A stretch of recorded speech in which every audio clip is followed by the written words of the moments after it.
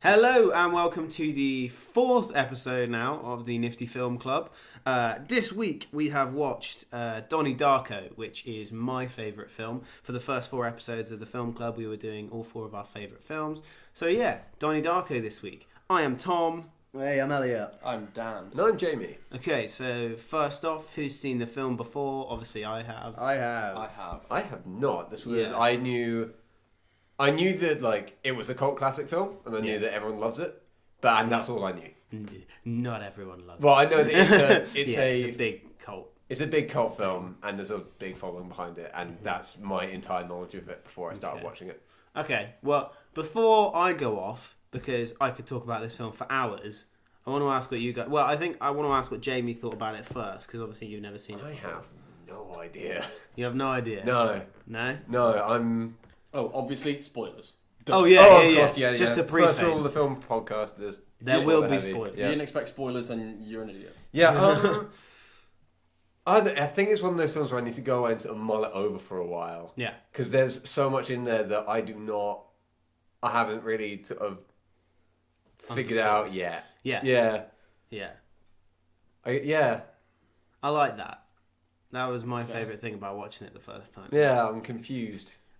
I can explain some bits, I guess. I don't know how good that would be for podcast content. But at some point. I'll talk to you about it later, maybe. Yeah. But one of my favourite things about it is just I've watched it so many times, too many times maybe. No, not too many times. And even now, I'm still noticing new bits. There's still stuff in there that I'm like, oh, this is that. You're welcome. Yeah. No, Dan noticed something as well and sort of pointed it out to me. But yeah, Elliot, you were saying that you were going to watch it with a slightly more open mind this time. Well, I didn't watch it the first time with a closed mind. I just want to preface it by saying that. But I didn't enjoy it a lot the first time I watched it. I understood what was going on, but I didn't enjoy it so much because I don't know. It was probably more of a situational thing as opposed to the actual film because we were watching it in your bedroom in first year with 10 other people that kept asking questions on a tiny TV screen. And I think it was, in hindsight, it was probably more to do with the situation because I came out of it that was a good film. It was kind of a bit weird. I didn't really I didn't really understand what was going on, but I do also kind of know what's going on. I get the whole kind of ending and stuff. But I was kind of okay, that didn't really meet expectations. But on the second watch, I think I preferred it a lot more. On this watch, now I think I liked it a lot better. I think I'm not sure if it was just because of the situational thing, or because it was just a second watch, and at this time I was kind of okay, I know what's coming. I know what to expect. Let's try and look out kind of why these things happen. But yeah, I think genuinely knowing some of the pieces and then kind of putting them together as I was watching it was kind of oh, okay, that's cool. Yeah, I think it is a sort of more you watch it, more you sort of get it, I guess. Yeah, which is pretty nice. Dan. I like the movie. I think it's written really well, and I like how they set up, obviously his death at the end. There's a whole countdown, and there's the whole conversation with the science teacher about time travel and that kind of stuff. Mm-hmm. I've got one problem with the movie, and I'm always reminded of it every time I watch it. Is it's kind of a non-movie because it cancels out everything that happens at the end, and it reminds me of those TV shows where they wake up and it was all a dream sequence. I knew someone was going to say that. It reminds me of that because all this stuff happens.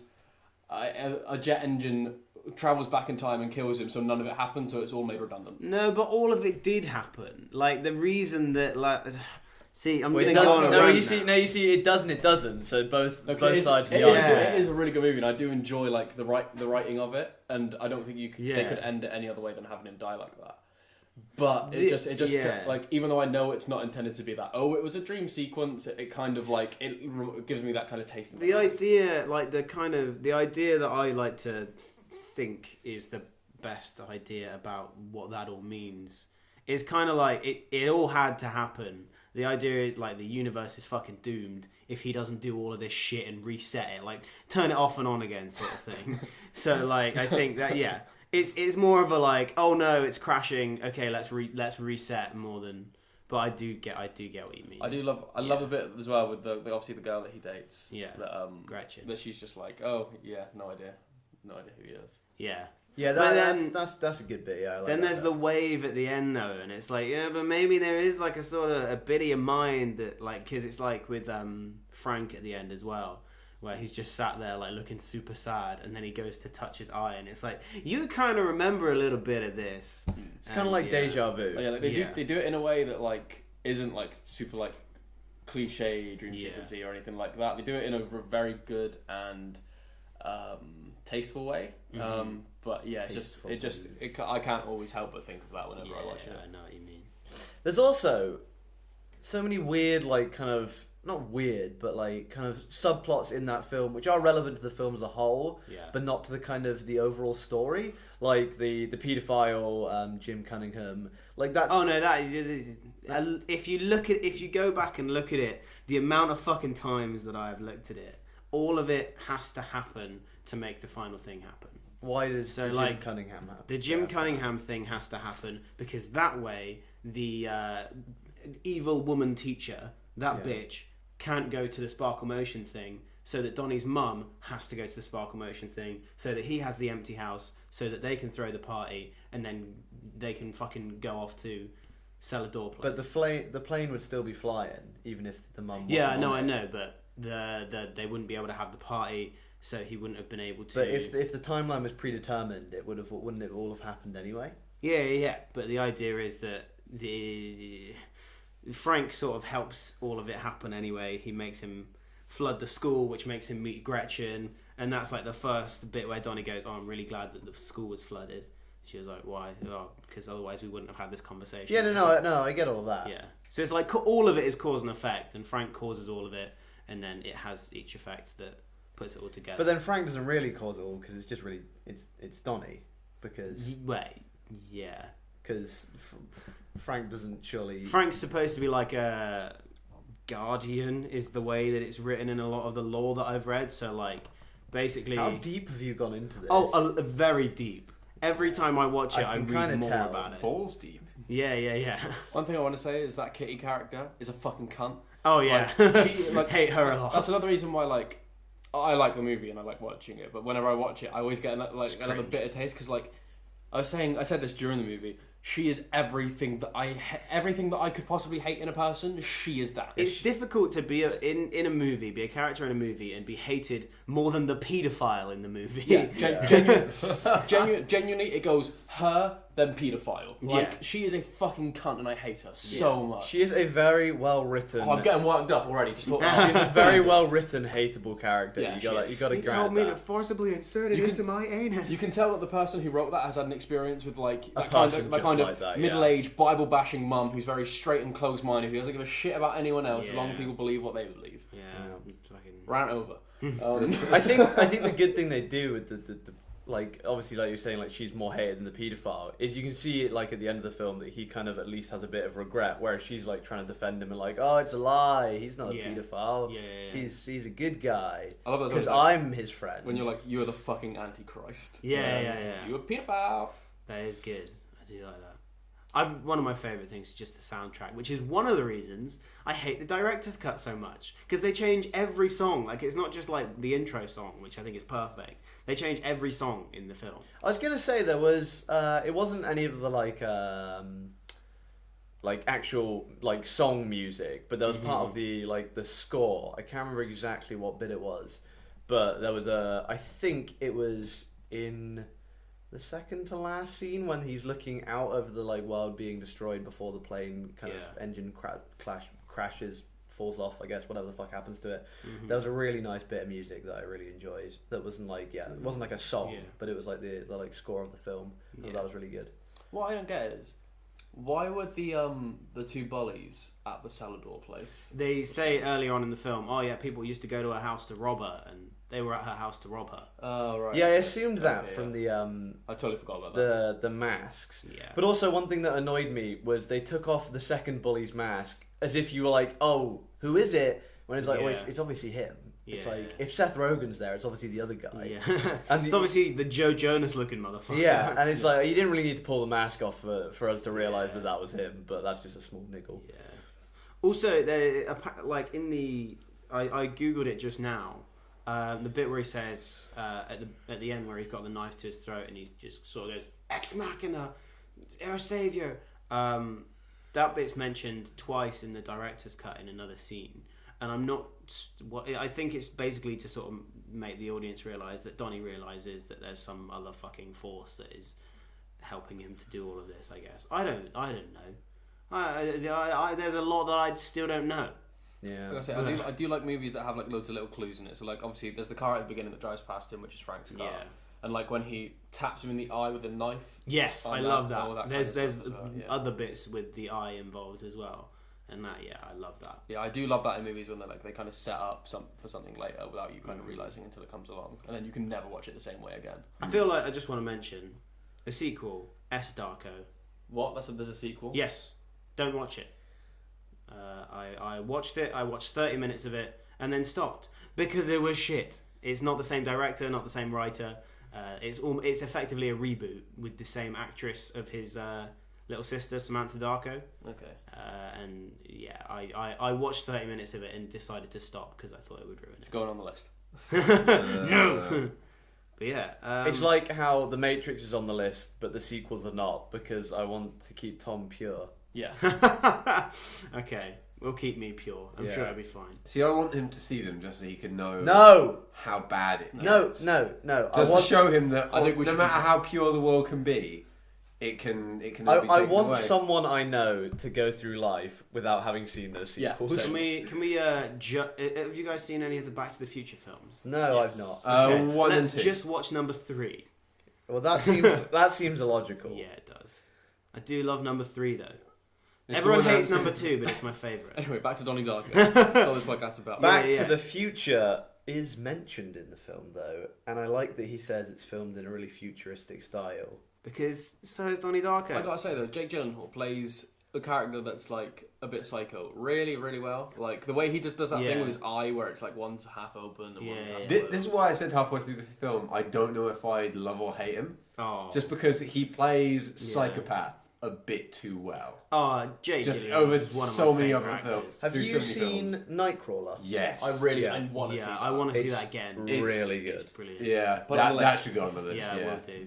I think it is on the list. I think it is on the list. Something that I wanted to mention as well, something that they do a lot throughout the movie, is when it's like the sort of almost the time lapse scenes where it's like between scenes it's like the kid's getting off the bus or Samantha bouncing up and down on the trampoline. They speed up and slow down the time of video a lot, and that's just sort of an illusion to how fucked up the timeline is becoming. I think just it's really cool how they do that, and even in the way that it's filmed and shit like that, they do that, which I think is cool. I love Drew Barrymore's character as well. She's cool. There's one scene where I really hate her as an actress. It's brilliant, and then there's one scene where she's like, I don't think you understand how difficult it is to speak to these people, and it's like you don't seem like you're in this role. You just seem like you're saying the words. But that scene. I guess she was another character who the scene where she gets fired. Almost who almost seemed really unimportant to the plot. She did the cellar door thing. She had to be fired to write cellar door on the board, and then him seeing cellar door on the board made him go into Grandma Death's cellar. There's a lot of cause and effect in this film. Shall we move on to the ratings, or is there anything else that anyone wanted to say? I think we covered pretty much everything. Yeah, no, I'm happy. I genuinely came into this thinking that I'm going to sit here quietly for the entire time because I have nothing to say here. You need to mull everything over. Yeah, I just need to sit in a quiet room for a bit. Yeah. I found it weird how he sounds like Tobey Maguire sometimes, and I just thought I'd like to say that before the podcast was over. And also, I think he would have made quite a good Tobey Maguire. Not Tobey Maguire, Peter Parker. Even. Yeah, he would have made a good Tobey Maguire. Also, just one thing. Did you know that Donnie Darko was originally going to be played by Vince Vaughn? Yeah, he was 30 or late 20s. I think you told me this. Before, and it got to the stage where they had filmed a couple of bits with Vince Vaughn as a test actor, and they were like, "We really want you," and he was like, "I'm supposed to be playing a 17-year-old? I can't do this. I'm almost 30." Yeah. And they're like, "Yeah, all right, right, we'll get Mark Wahlberg instead. That was a genuine thing. It looks like it's a fucking plane engine. You ever seen a fucking portal? Yeah, and also the only reason they didn't get Mark Wahlberg is because he wanted the character to have a lisp, and they were like, no, that's fucking dumb, and so he refused to do Ever it. seen a portal before? Yeah. Why do you wear that stupid bunny suit? Yeah, exactly. So shall we do ratings? Yeah, sure. Jamie, here at NifD we do ratings properly. Yeah. So 5 is an average, perfectly average good movie. Yeah. And then anything above 5 incrementally, obviously up to 10 is good. Anything below 5 incrementally down to 0 is bad. Oh, I've been doing that the wrong way around. Number 1 is the best. Yeah, that's right. Yeah, your number 1. Are we doing totals so far as well, or are we just? They've been in the description. Oh, okay. Probably, maybe. Yeah. We'll see if that's cut. Then. Hey yo. Jambly. Yeah. Jambly. You I have absolutely no godly idea. Genuinely, I don't know at all where to rate that. Like, did you enjoy it, or you don't know? No idea. Genuinely, Would that make it a 5? If you don't know where to rate it? I think I might have to come back at the end of another episode later on and just go, oh, by the way, my rating for Donnie Darko is. Who was this? Yeah. Yeah. You're leaving on too much of a cliffhanger here, mate. I don't know what I thought. Like I genuinely have no idea. Okay. It may not have this 2 a.m, but still, I don't. Fair. Damn. I don't know. Do we do 0.5s here? Yeah. I'll give 0.5. Anything further than that. I'll give 6.5 because it is above average movie. But 7 gets to my point. 7 for me is the point where it's like I could watch it twice in a day. Okay. Type of thing. Yeah. So it's like a 6.5, nearly a 7. But see, for me, if it weren't this late, I probably would watch that again. Like, I feel like I need to. Yeah. Just because it's I feel like I should watch the director's cut. Actually, no, 7's more like director's cut. Has a lot of. We should come up with a chart exposition for all like the ratings because for me 7's like twice in a week maybe. Yeah, director's cut has like a bunch of like pages from the book by Roberta Sparrow, which basically just explain the whole thing. So like in between scenes, it will have like a page by Roberta Sparrow being read out, which is like, this is exactly what you just saw and why it happened, just so you know. Sounds good. I'm game for that. Yeah. Yeah. Fair enough. I'm questioning my own intelligence right now. I feel like I need this. There's also a scene where they watch Watership Down, which is pretty cool. The entire movie? God, No. that had like 2 hours of runtime. Yeah. Every time they say the word "b," it speeds up. They don't say that a lot in Watership Down, though. Weirdly. Elliot. I'd say. Yeah, you see, 7 out of 10 for me personally is like where it starts to become like a good movie that I'd probably watch again. So I'm gonna go for 7 out of 10. 7 out of 10. Yeah. All right. I was gonna go 6.5, but then I was like, that was probably a bit of my old kind of rating of it. I think coming into play a bit because I did actually quite enjoy that at that time. So I'll go 7 out of 10. Thinking back on it, I think I'm going to give it a 6. A 6. A 6. Okay. Just I feel. I didn't think I'd be the highest rating out of you three. Yeah. I thought I'd be giving it the lowest out of you three. We've all gone above average. Yeah. It's about Yeah, I'm sticking with that. I'm 6. Yeah. Yeah. I wonder what you're going to give it. I'm not going to give it a 10. Damn. No film was a 10. No. Okay, Fight Club. I don't want to talk about it. Yeah, but I give it a 10 because like I've literally watched that movie back to back. It's finished and I started it again. It's an objective view, and if you have it, it's Yeah, I don't think I can give it a 10 just because there are certain things that I still sort of go, but I feel like it's my favourite film. It has been for a very long time, so it's getting at least a 9, possibly 9.5, but that might be too far. Okay, awesome. And in which I think this means that of all of our favourite films, I was the most scathing towards my own. Yeah. What did you give your own? I gave her like 8.5. I give Iron Man 8.5. I think. Oh, okay, then we were equal. So has Donnie Darko got the lowest rating out of all of our favourite films? Probably averagely, yeah. I think it has, yeah. Well, damn. Well, goodbye. That's it. That's it. Sounds dead. Well, that's it. Donnie's dead. Goodbye. Next week. Yeah. So next week we are doing. It's Batman vs Superman, which we recorded a very long time ago. Yeah. And so, then don't ruin the magic. Well, for the week after that, do you want to choose the movie? Yeah, we've already chosen. Because we've gone round. Oh, it's me, isn't it? Yeah. Rotation. I want to have a look at the list before we do that. We're kind of doing it weirdly. There's a rotation order of picking a film, but then also if we happen to watch a film in the week, then we'll do it for that as well. I believe the order is me, Jamie, Dan, Tom? Yep, correct. Okay. I know what I'm picking. It's been chosen by then. Shark Boy and Lava Girl. No. What we should do for the next one is look at the list before we start recording, so that we can let you lovely people know. But as Batman vs Superman is coming out next anyway, we'll give a bit of time. If you've seen Donnie Darko, or if you've seen Batman vs Superman, or if you've seen any of the films that we've done a podcast on so far, leave a comment below. Or if you want to recommend a film. Or if you want to recommend a film for us, also leave a comment below. Tweet us at NifD Live. Find us on Facebook at NifD Live. Give us your own ratings, or fucking condemn the ones we gave the films. I'm happy to be condemned. Do whatever you like. Thank you so much for listening. This has been the 4th episode of the NifD Film Club. I've been Tom. I've been Elliott. I've been Elliott. I've also been Elliott. I'm Elliott. Damn. Thanks very much. Bye-bye. Peace. Stay nifty. Sayonara. Goodbye. Ferrets. Ferrets!